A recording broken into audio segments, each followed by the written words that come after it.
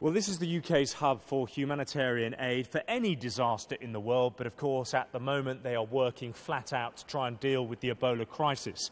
If we have a look over here, you can see protective equipment that's all palleted up, ready to go on an aeroplane.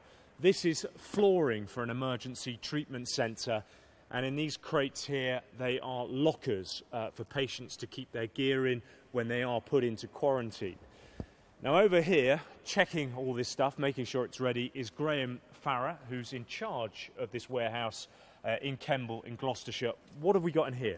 Okay, we have here the communications equipment that'll be necessary for the teams out in country to speak back to the main bases.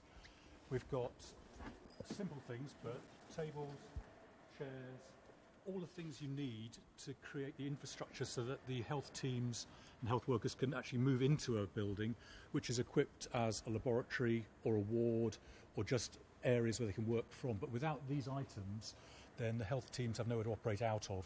Some people might be asking why this kind of aid hasn't gone already. The Ebola crisis has been going on for a number of months, and it's quite clear that the West African countries involved are overwhelmed. Why is this only starting to go through now? Well, at the moment, what we're seeing is a build-up based on what we now know the problem to be.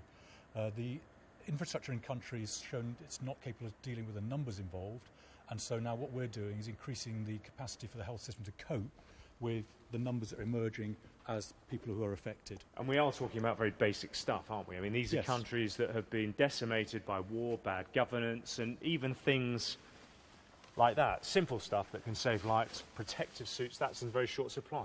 Well, absolutely. I mean, what these will do, they'll give the health workers the opportunity for themselves to be protected. Because it's a very contagious disease, Ebola. It is, but these are primarily to prevent the cross-infection as much as anything else, so that if you're treating a patient, you don't carry the infection to somebody else. So we've sent out incinerators already. But it also protects the doctor and the health worker. It does, yes. As well. And then at the end of the day, all these things are incinerated to minimise any chance of the disease escaping from the areas where it may be in the treatment centres. And when's all this stuff going? When's it leaving? Well, we'll be sending these out towards the end of the week, so there'll be more flights following. We've already sent 2 flights of infrastructure equipment, so we're hoping soon that the facilities will be built, and then the workers can go out to these facilities and then treat the patients.